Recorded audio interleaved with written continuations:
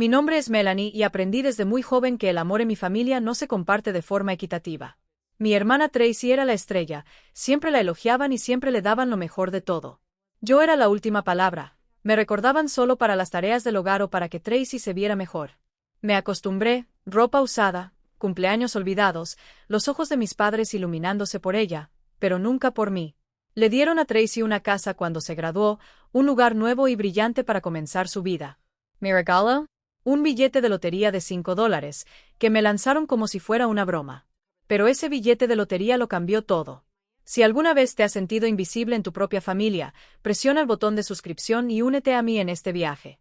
Crecí en Charlotte, Carolina del Norte, en una casa que parecía perfecta desde fuera. Revestimiento blanco, un césped bien cortado y un columpio en el porche que crujía con la brisa del verano. Pero por dentro, estaba claro que yo no pertenecía allí como mi hermana Tracy. Tracy era 4 años mayor, tenía una sonrisa que podía encantar a cualquiera y un talento para el diseño gráfico que mis padres, Janet y Philip, llamaban un don del cielo. Le dieron todo: clases particulares de arte, software sofisticado, viajes a talleres de diseño en Atlanta. En mi caso, recibí las obras, la ropa usada, los gestos de aprobación poco entusiastas cuando llevé a casa un buen boletín de calificaciones. Tenía 7 años cuando lo noté por primera vez. Esa Navidad, la sala de estar brillaba con luces de colores y el árbol estaba enterrado bajo una pila de regalos. Tracy abrió una caja enorme y chilló cuando encontró una elegante tableta de dibujo digital, del tipo que usan los profesionales. Mi madre aplaudió con los ojos brillantes y mi padre agarró su cámara para capturar cada segundo. Me senté en el sofá, agarrándome las rodillas, esperando mi turno. Cuando llegó, mi madre me entregó una pequeña bolsa arrugada de la tienda de dólar. Dentro había una mochila usada, de color azul descolorido y con una cremallera rota. Es práctico, dijo sin apenas mirarme.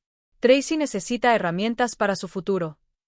Forcé una sonrisa, pero me ardía la garganta mientras veía a Tracy dibujar en su tableta, la pantalla iluminando su rostro mientras yo guardaba la mochila debajo del sofá. Los cumpleaños no fueron mejores. Para el cumpleaños número 13 de Tracy, mis padres alquilaron un salón de banquetes, contrataron a un DJ e invitaron a la mitad del vecindario. Recibió un cuaderno de dibujo personalizado con su nombre grabado en relieve y un juego de marcadores de alta gama. El pastel tenía 3 pisos, de chocolate con copos de oro comestibles. Un mes después cayó mi 9º cumpleaños. Tuve la oportunidad de invitar a una amiga, Bethany, que vivía a la vuelta de la esquina, y comimos pastelitos comprados en la mesa de la cocina. Mi regalo fue una novela de bolsillo con las esquinas dobladas, del tipo que se encuentra en las tiendas de segunda mano. ¿Te gusta leer, verdad?, preguntó mi padre con voz monótona. Asentí, pero no leí ese libro. No pude. Se quedó en mi estante, un recordatorio de que siempre fui el segundo mejor. Bethany fue la única que pareció darse cuenta. Ella era mi mejor amiga, incluso en aquel entonces, una niña desaliñada con trenzas desordenadas y una risa que hacía que todo pareciera más liviano. Tu familia es rara, decía, dándome a escondidas un pastelito extra. ¿Por qué actúan como si Tracy fuera la única hija? No tuve una respuesta. Pero sus palabras se quedaron atrapadas en mí como una astilla que no podía sacar. Cuando llegué a la secundaria, la brecha se amplió. Tracy fue una estrella en West Charlotte, ganó concursos de arte y sus diseños se imprimieron en el periódico escolar. Mis padres enmarcaron cada certificado y colgaron cada boceto en las paredes de la sala de estar. No era malo en la escuela, obtuve excelentes calificaciones en inglés y tenía un don para escribir historias, pero mis logros eran invisibles. Una vez gané un concurso de cuentos y le mostré el certificado a mi madre. Ella lo miró y luego dijo: «Está bien, Melanie, pero el portafolio de Tracy es lo que les importa a las universidades». Doblé el certificado y nunca más les mostré nada. El verano antes de mi último año, Tracy se graduó de la escuela secundaria. Mis padres organizaron una fiesta en el patio trasero con luces de cadena, un buffet preparado y una pancarta que decía el brillante futuro de Tracy. Le dieron una computadora portátil nueva, lo mejor para su programa de diseño en la UNC Charlotte. Ayudé a poner las mesas, llevé bandejas de comida y sonreí cuando mis familiares me preguntaban cómo estaba. Nadie me preguntó sobre mis planes, y yo no esperaba que lo hicieran. Esa noche, me senté en los escalones del porche mirando las luciérnagas parpadear en el jardín y me prometí que saldría algún día. Mi propia graduación llegó un año después. Trabajé duro y conseguí una beca parcial para una universidad local, pero mis padres no organizaron una fiesta. Sin pancarta, sin luces, sin regalos. Comimos pizza para llevar en el comedor, solo nosotros 4. Tracy estaba allí, de regreso de la universidad, hablando sobre su último proyecto de diseño. Mi madre escuchó, asintiendo, mientras mi padre navegaba en su teléfono. No esperaba mucho, pero esperaba algo, una tarjeta, una palmadita en la espalda. En lugar de eso, mi madre deslizó un sobre simple sobre la mesa. Algo pequeño, dijo ella con una leve sonrisa. Dentro había un billete de lotería de $5, del tipo que se compra en las gasolineras. Quizás tenga suerte, dijo, como si fuera una broma. La miré y luego miré a mi padre, quien ni siquiera levantó la vista. Tracy sonrió y sus ojos se dirigieron al boleto. Lo metí en mi bolsillo, con el pecho apretado, y asentí. No se dieron cuenta de cómo me temblaban las manos.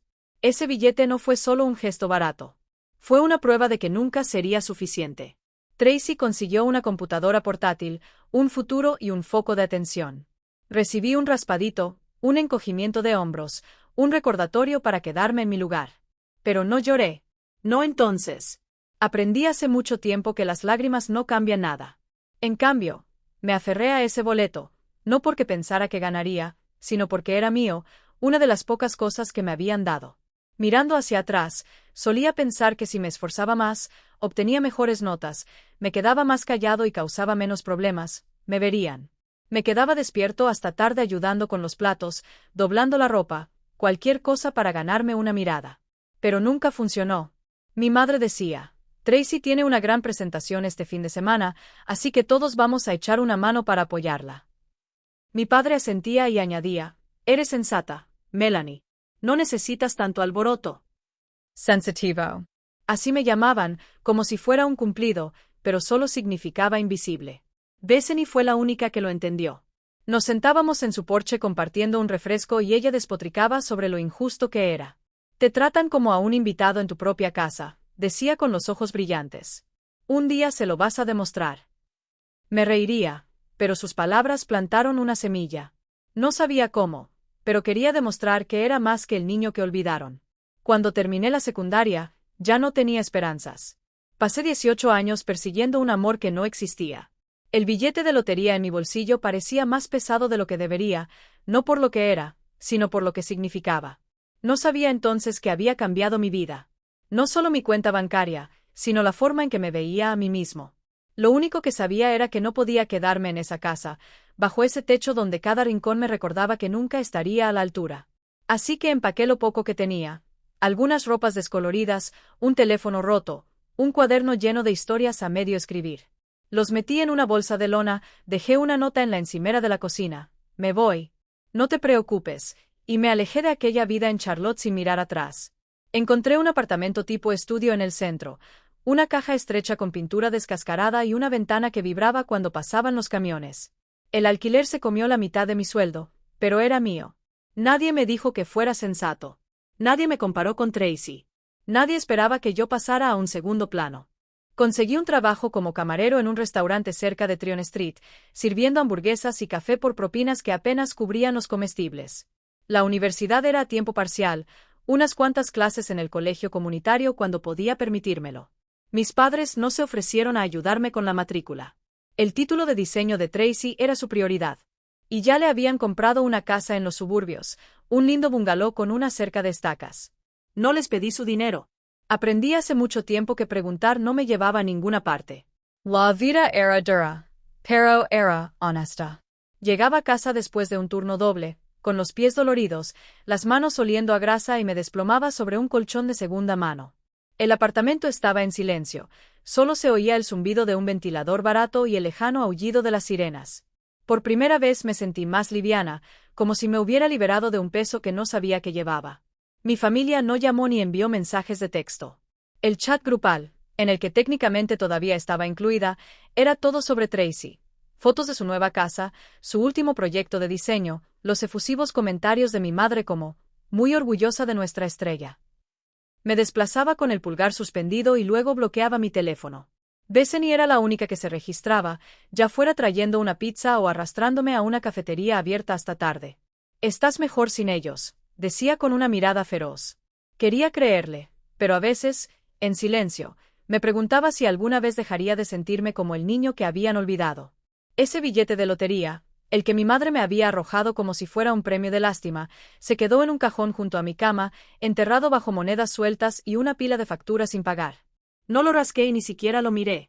Para mí, era un símbolo de su indiferencia y no una oportunidad de lograr algo real. Cada pocas semanas, abría el cajón, veía el borde arrugado y lo volvía a cerrar. No se trataba de dinero. No creía en la suerte. Se trataba de lo que ellos pensaban que yo valía. Una apuesta de $5, nada más. Los meses se convirtieron en un año, luego en 2. Yo tenía 20 años. Hacía malabarismos entre los turnos en el restaurante y las tareas de la universidad, sobreviviendo con fideos instantáneos y un orgullo obstinado.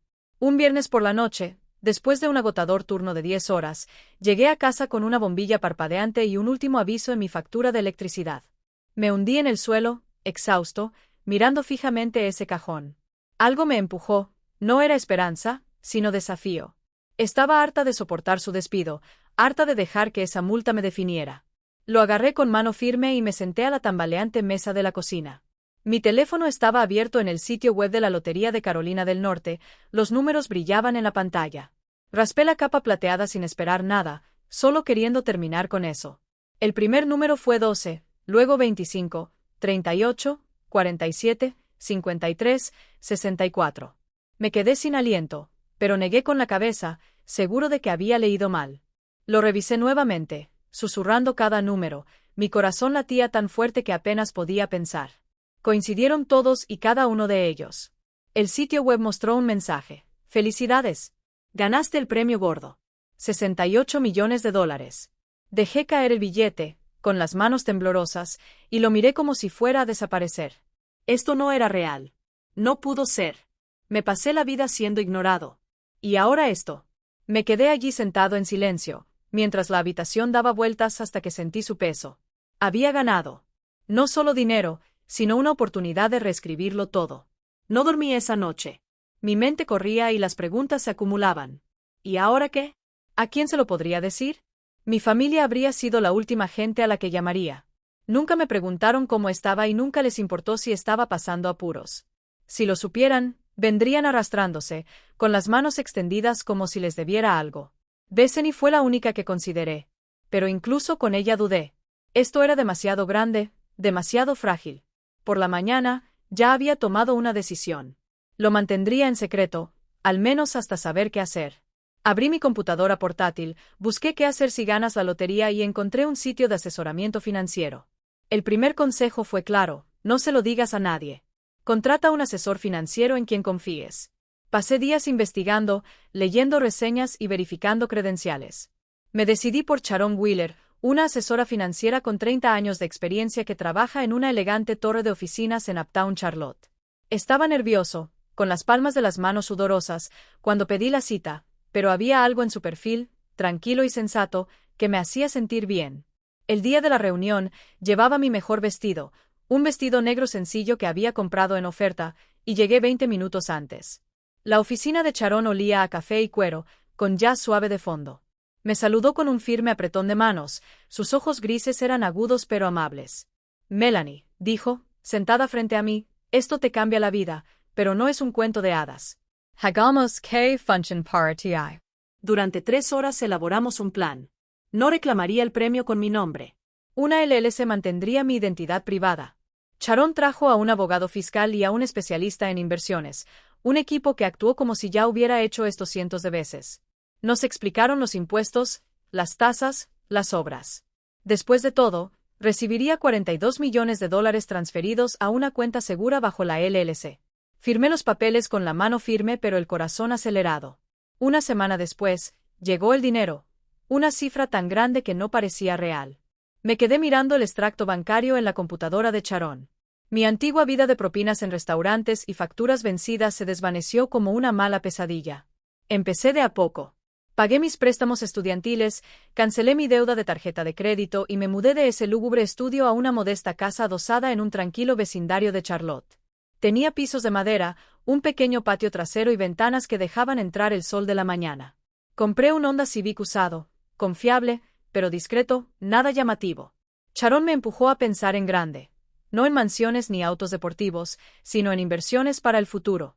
Me inscribí en un curso de novela gráfica, algo que siempre quise probar pero nunca tuve tiempo ni dinero para hacerlo. Me pareció extraño tener opciones, no solo sobrevivir. A pesar de todo, permanecí en silencio. No le dije a Bethany. Todavía no. No publiqué en las redes sociales. No llamé a mi familia. El chat grupal seguía activo, lleno de actualizaciones de Tracy, sus nuevos clientes de diseño, las renovaciones de su casa y los infinitos elogios de mi madre. Veía sus mensajes y sentía una punzada, no de ira, sino de distancia. No sabían que había dejado atrás a esa vieja Melanie, la que esperaba su aprobación. Ese billete de lotería, que en su día había sido un símbolo de su abandono, se había convertido en algo más, en la clave de una vida que construiría según mis propios términos. Mantuve mi trabajo en el restaurante durante algunas semanas, no porque necesitara las propinas, sino porque no estaba lista para dejar ir a la antigua Melanie, la que había luchado por cada dólar. Sin embargo, los clientes habituales notaron un cambio. «Estás sonriendo más», dijo un hombre, deslizando su taza de café vacía por el mostrador. Me encogí de hombros, pero tenía razón. Por primera vez no cargaba con el peso de la indiferencia de mi familia. Dejé el restaurante un mes después, dejando una nota de agradecimiento y una propina de $100 para el cocinero que siempre me guardaba una rebanada de pastel. Fue como cerrar un capítulo escrito en manchas de grasa y turnos nocturnos. Siguiendo el consejo de Sharon, me inscribí en un curso de novela gráfica en un instituto de arte local. Siempre me habían encantado las historias, escribiéndolas en la secundaria, dibujando personajes en los márgenes de mis cuadernos, pero mis padres lo consideraban una pérdida de tiempo, no como el verdadero talento de diseño de Tracy. Ahora tenía la libertad de intentarlo. Las clases eran pequeñas, llenas de personas que hablaban sobre paneles y entintado como si fuera su mundo entero. Me sentaba en la parte de atrás a dibujar y a perderme en los mundos que yo creaba. Fue la primera vez que sentí que estaba construyendo algo para mí, no para demostrarle algo a nadie más. Me mantuve alejado de las redes sociales y mantuve mi vida privada. Mi casa adosada fue registrada bajo la LLC que creó Sharon. Mi coche, un Honda Civic usado, no gritaba dinero. No le conté a nadie sobre la victoria, ni siquiera a Bethany. Ella había sido mi roca, la que me había ayudado a superar los peores momentos. Pero este secreto parecía demasiado grande, como si pudiera cambiar incluso las mejores cosas. Todavía salíamos juntos, tomando café o viendo películas malas en su casa. «Pareces diferente», dijo una noche, tumbada en el sofá con un tazón de palomitas de maíz, como si no estuvieras estresado todo el tiempo. Me reí y dije que el restaurante simplemente era lento, pero sus palabras me pusieron nervioso. No estaba preparado para las preguntas, todavía no. Mi familia era otra historia. El chat grupal, en el que yo todavía era un fantasma, seguía animado con las actualizaciones de Tracy, fotos de su bungalow renovado, su último trabajo de diseño gráfico. Los subtítulos de mi madre, como Tracy lo está rompiendo todo, llenaban la pantalla. Los miraba, sentía un dolor sordo y luego guardaba el teléfono. No llamaron, no preguntaron cómo estaba. Una vez envié un mensaje simple. «Hola, ¿cómo están todos?» Nadie respondió, ni siquiera con un emoji. Dolió, pero no era nuevo. Había dejado de esperar que les importara hacía años. Sharon se convirtió en algo más que un asesor. Ella fue una mentora, alguien que vio potencial en mí más allá del dinero. Nos reuníamos mensualmente para revisar inversiones, acciones, bonos, una pequeña participación en una startup local. «No solo eres rico», decía ella con voz firme. «Estás construyendo un legado». Empecé a creerle. Compré algunas cosas bonitas, un diario de cuero y una computadora portátil decente para mi trabajo de novela gráfica. Planté lavanda en mi patio trasero, un guiño a los sueños que enterré cuando era niño. Todas las mañanas, me sentaba en el porche con café, mirando el amanecer y sentía una paz que nunca había conocido en esa vieja casa con mis padres. Pero secretos como el mío no permanecen enterrados. Todo empezó con Bethany, nada menos. Ella vino a mi casa un sábado, con los ojos muy abiertos mientras contemplaba los pisos de madera y la vista de la calle bordeada de robles. «Mel, este lugar es precioso», dijo, pasando la mano por la encimera de la cocina. «¿Cómo puedes permitirte esto con el sueldo de un restaurante?» Murmuré algo sobre ahorros y un trabajo extra, pero ella no insistió. Pensé que esto era el final. Una semana después, estaba en un bar con algunos compañeros de trabajo, charlando de mí. Nada malicioso, solo orgullo. «Melanie tiene este nuevo lugar increíble», dijo, según un amigo que la escuchó. «Ella lo está haciendo mejor que cualquiera de nosotros». Ese amigo se lo contó a otro, y pronto empezaron a circular rumores en el pequeño mundo de Charlotte. Al principio no me di cuenta. Estaba demasiado ocupado con mi curso de novela gráfica, dibujando una historia sobre una chica que surge de la nada. Pero entonces mi teléfono empezó a vibrar. Un mensaje de un viejo conocido del instituto. Me enteré de que ahora vives a lo grande, Mel. ¿Qué te pasa? Lo ignoré y sentí un nudo en el estómago. Luego recibí un correo electrónico de un primo lejano que me preguntaba si tenía algo de dinero en efectivo. Lo borré, pero el malestar aumentó. La gota que colmó el vaso fue un mensaje en el chat grupal familiar, el primero en meses que no se refería a Tracy. Era de mi madre. Melanie, nos enteramos de que te mudaste a un sitio bonito. ¿Por qué no nos lo dijiste? No había calidez, solo curiosidad, como si estuviera olfateando una pista. Me quedé mirando ese mensaje y mi café se enfrió. Tracy intervino una hora después. Sí, Mel, ¿qué pasa? Cuéntame la historia. Su tono era juguetón, pero yo sabía que no era así. Mi padre no dijo nada, como siempre, pero su silencio me resultó más pesado que nunca. No respondí. No pude. La idea de que lo supieran, o incluso que lo adivinaran, me ponía los pelos de punta. Durante años me ignoraron, me dejaron a mi suerte mientras Tracy se quedaba con todo. Ahora, a causa de un rumor, estaban dando vueltas como buitres. Bloqueé mi teléfono, con las manos temblando, y llamé a Sharon. Los rumores se propagan rápidamente, dijo Sharon, con voz tranquila pero seria. Tienes que ajustar las cosas. Ella sugirió volver a registrar mis activos bajo una nueva capa de LLC, cambiar mi buzón de correo a un apartado postal y evitar compras llamativas. Seguí su consejo, pero el daño ya estaba hecho. 2 días después, mi madre llamó. Lo dejé ir al buzón de voz. Su voz se escuchó, empalagosa. Cariño, solo quiero ponerme al día. Ha pasado tanto tiempo. No devolví la llamada. Tracy me envió un mensaje de texto, casual, como si fuéramos amigos. Oye, vi que te va bien. ¿Quieres comer algo? Lo dejé en leído. Bethany vino ese fin de semana, disculpándose. No quise empezar nada, dijo con el rostro enrojecido. Solo estaba alardeando de ti. La abracé y le dije que no era su culpa, pero por dentro estaba tambaleándome. La vida que había construido, tranquila, la mía, se estaba desmoronando. El repentino interés de mi familia no tenía que ver con el amor. Se trataba de lo que creían que podían conseguir. Lo había visto antes en la forma en que adulaban cada victoria de Tracy, esperando que ella reflejara su gloria.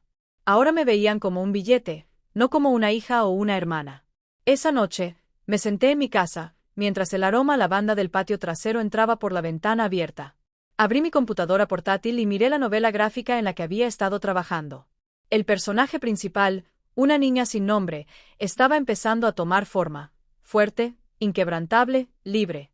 Yo quería ser ella, pero los mensajes de mi familia seguían zumbando en mi mente como moscas que no podía espantar. No sabía qué harían a continuación, pero una cosa sí sabía, ya no era la Melanie que habían ignorado. Cualquiera que quisieran, tendrían que enfrentarse a la mujer en la que me había convertido. Una semana después, mi madre volvió a llamar, con la voz clara a través del contestador. Cenaremos este domingo, Melanie. Solo la familia. Nos encantaría verte. Me quedé mirando el teléfono, con el pulgar sobre la opción de eliminar. Una parte de mí quería mantenerse alejada, para conservar la paz que había construido en mi tranquila casa de Charlotte. Pero otra parte, la parte que recordaba cada cumpleaños olvidado, cada regalo barato, quería respuestas. ¿Por qué ahora? ¿Qué querían realmente? Le respondí un mensaje breve y sencillo: estaré allí.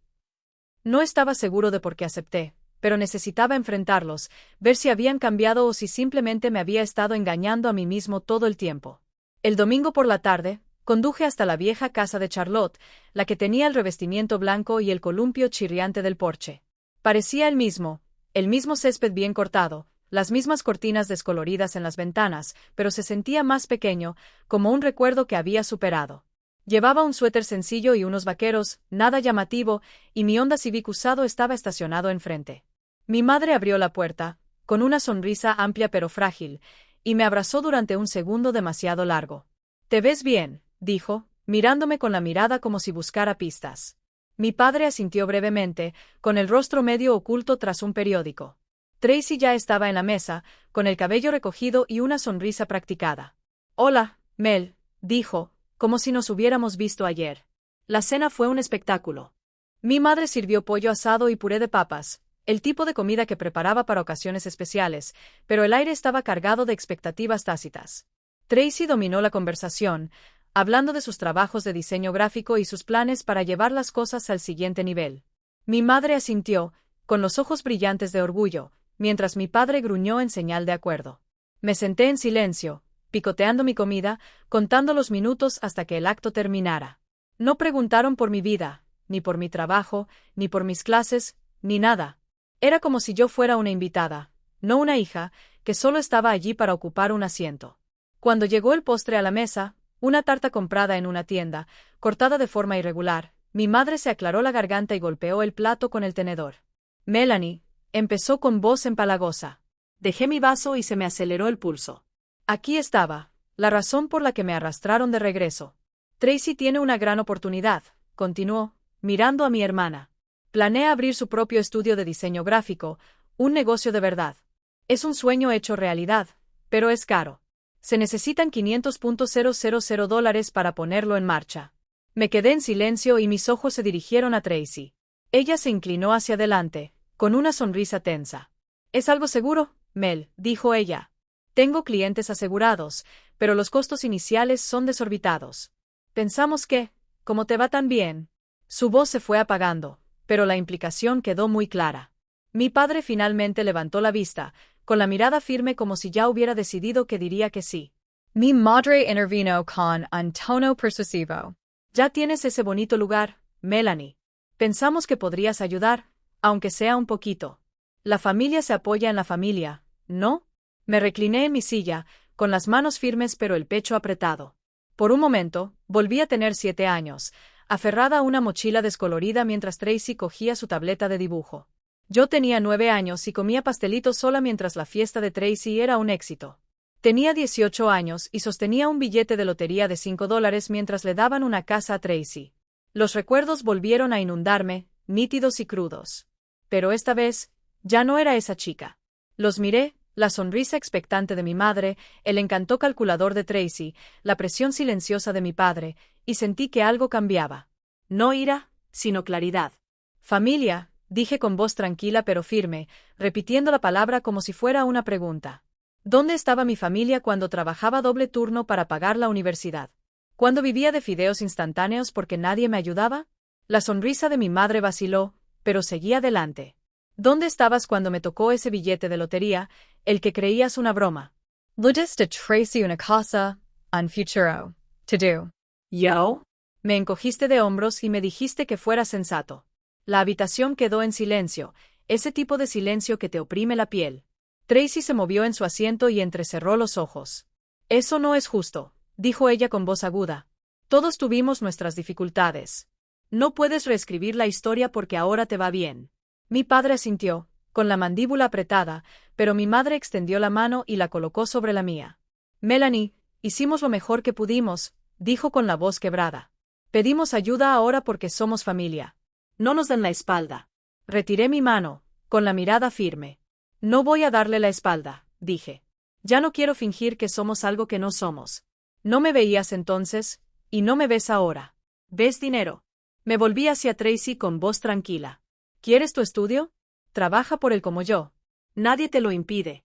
Me puse de pie, agarré mi bolso, mi corazón latía con fuerza pero mis pasos eran seguros. Solía querer su aprobación, dije mirándolos por última vez. Solía pensar que si me esforzaba lo suficiente, me amarías. Pero ya no lo necesito. Mi madre jadeó, con la mano en la garganta, pero Tracy se quedó mirando fijamente. Su rostro era una mezcla de sorpresa y enojo. Mi padre miró hacia otro lado, olvidándose del periódico. Caminé hacia la puerta, el crujido de las tablas del piso se oía fuerte en el silencio. Antes de irme, me volví, mi voz más suave pero clara. Estoy ayudando a alguien que realmente me vio, dije. Bethany va a abrir una imprenta y yo la apoyo. Eso es lo que hace la familia, estar presente cuando hace falta. Salí y el aire fresco de la noche me golpeó la cara. El columpio del porche se balanceaba suavemente, un fantasma del pasado, pero no miré atrás. Me subí a mi coche, con el motor zumbando mientras me alejaba de la casa que nunca había sido mi hogar. Mis manos agarraron el volante, no por miedo, sino por un extraño alivio. Dije algo que había llevado encima durante años, y fue como si me deshiciera de una piel que ya no me quedaba. Querían $500,000, pero lo que consiguieron fue una verdad que no podían ignorar. Mientras conducía de regreso a mi casa, pensé en Bethany. Ella había estado ahí en cada momento difícil, trayéndome pizza cuando estaba sin Blanca, escuchándome cuando me sentía invisible. Ella aún no sabía nada de la lotería, pero se lo diría pronto, no solo porque confiaba en ella, sino porque se lo había ganado.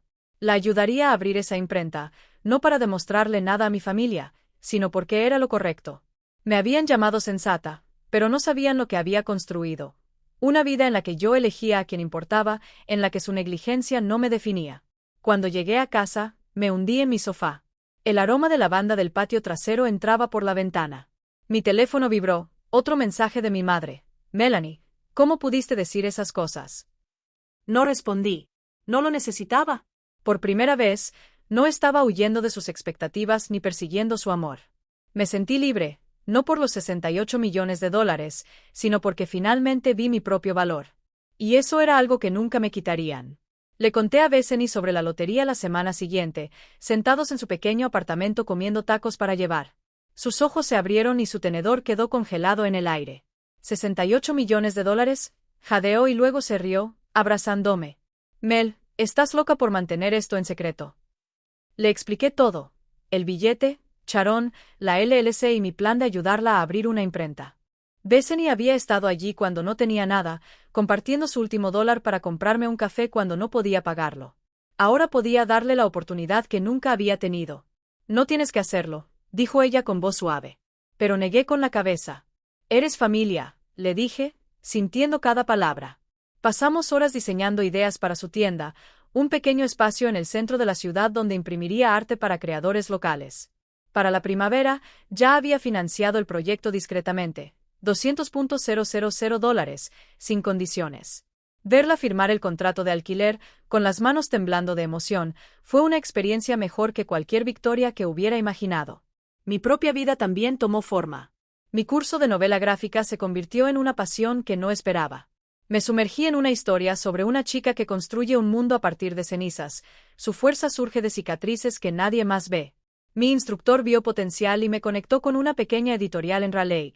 6 meses después, mi primera novela gráfica llegó a las librerías locales. Su portada mostraba a una chica parada bajo un cielo en llamas, mirándome desde los escaparates de las tiendas. No se lo dije a mi familia. Su aprobación, que alguna vez fue lo único que anhelaba, ya no importaba. Estaba escribiendo para mí, para los lectores que encontrarían algo en mis páginas, no para una casa que nunca me vio. Sharon me ayudó a mantener mi riqueza arraigada. Nos reuníamos periódicamente, no solo para inversiones, bienes raíces, algunas nuevas empresas tecnológicas, sino para hablar sobre el equilibrio, sobre no dejar que el dinero me defina. No eres la lotería, Melanie, decía ella, con sus ojos grises fijos. Eres las decisiones que tomas. Seguí su consejo y mantuve mi vida sencilla. Mi casa, mi Honda Civic, algunos viajes a lugares tranquilos como las montañas de Asheville o las playas de Wilmington. Comencé a pintar. 2 pequeños lienzos de paisajes que había visto en mis viajes colgaban en mis paredes junto a la lavanda que había plantado. Cada pieza era un recordatorio de que estaba construyendo una vida, no escapando de ella. Mi familia no desapareció, aunque desearía que lo hiciera. Los mensajes de mi madre seguían llegando, ahora más suaves y cargados de culpa. Te extrañamos, Melanie. Hablemos. Tracy enviaba un mensaje ocasional, menos exigente, más cuidadoso. Vi tu libro en una librería. No sabía que hacías eso. No respondí, pero tampoco los bloqueé. Quería ver hasta dónde llegarían, cuánto tiempo les llevaría a darse cuenta de que no iba a volver a su guión. Mi padre me envió un correo electrónico breve y conciso. Tu madre está molesta. Llámala. Lo archivé intacto. Pero entonces, un mes después de la cena, llegó una carta, escrita a mano con la cuidadosa letra de mi madre. Cometimos errores, decía. Ahora lo veo. Sigues siendo nuestra hija. Lo doblé y lo guardé en un cajón con recibos viejos. No fue una disculpa en la que confié, no después de años de ser invisible.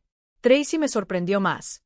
Me enteré a través de un amigo en común que había empezado a trabajar como freelance, aceptando clientes más pequeños para financiar su propio estudio. Ella no volvió a pedirme dinero, no mencionó los $500,000 que querían. Una parte de mí se preguntaba si mis palabras en esa cena habían calado, si ella finalmente estaba saliendo del foco de atención que mis padres habían creado para ella. No me acerqué. No estaba listo para perdonar. No cuando las cicatrices de su negligencia aún persistían, tenues pero reales. Mantuve mi distancia y solo me reunía con mi familia en días festivos, Acción de Gracias, Navidad, donde aparecía durante una hora, intercambiaba palabras amables y me iba antes de que los viejos patrones pudieran regresar. Sonreía ante los cautelosos abrazos de mi madre, asentía ante los bruscos saludos de mi padre, intercambiaba charlas informales con Tracy sobre su trabajo, pero no me quedaba mucho tiempo. Mi vida real estaba en otra parte, en las páginas que dibujaba, en las mañanas que pasaba tomando café en el porche, en las tardes riéndome con Bethany en su nueva tienda. Lo llamó Enoch Haven, un guiño al arte que ambos amábamos. Al verla colgar el cartel, con el rostro radiante de orgullo, sentí una calidez que nunca había conocido en esa vieja casa de Charlotte. Un fresco día de otoño, me dirigí a una convención de cómics en Durham. Mi novela gráfica apareció en la sección de artistas independientes. El salón de convenciones estaba repleto de gente, sus voces se mezclaban con el murmullo de emoción. Me quedé de pie en mi stand, con mi libro cuidadosamente apilado a mi lado, observando a extraños pasar las páginas. Una adolescente, de unos 16 años quizás, se quedó allí más tiempo que la mayoría. Esta historia, dijo, agarrando una copia, es como si supieras lo que es sentirse invisible. Sonreí, con el pecho apretado por una alegría silenciosa. Sí, lo hago, dije simplemente, firmando su libro. Nadie tomó fotografías. Nadie aplaudió. Pero ese momento, sus palabras, sus ojos, significaron más que cualquier elogio que mi familia pudiera haber ofrecido. Después de la convención, me detuve en un café cercano, con mi diario de cuero abierto sobre la mesa. Dibujé un nuevo personaje, una mujer que había aprendido a mantenerse erguida sin necesitar la luz de nadie más que la suya propia. Mi teléfono permaneció en silencio. No recibí mensajes de mi madre ni de Tracy, y eso me pareció bien. Pasé años persiguiendo su amor, creyendo que era menos porque ellos me daban menos. Pero ahora, con $68 millones y una vida que había construido desde cero, sabía la verdad. Mi valor no estaba ligado a su aprobación. Estaba en las historias que conté, en las personas que apoyé y en la paz que encontré. Mi familia me había dado un billete de lotería de $5 pensando que no era nada. Pero ese boleto, y las decisiones que tomé después, me mostraron quién era yo. Una mujer que no necesitaba su validación para brillar. Tracy podría seguir diseñando. Mi madre podría seguir escribiendo cartas. Mi padre podría guardar silencio. Pero ya no esperaba más que me vieran. Me vi a mí mismo. Y eso fue suficiente. Meses después hice un viaje a Savannah y me alojé en una pequeña posada junto al río. Caminé por calles adoquinadas, observé las luciérnagas bailar al anochecer y escribí nuevas historias en mi diario. Mi vida no era ruidosa ni llamativa, pero estaba llena de mañanas pintando, tardes ayudando a Bethany en su tienda, noches soñando con mundos que nadie podría arrebatarme. Aprendí a poner límites y a elegir quién compartiría mi espacio. Mi familia fue parte de mi pasado, pero no definió mi futuro. Les había enseñado una lección, no con ira, sino con la vida que había vivido, la que había construido con mis propias manos.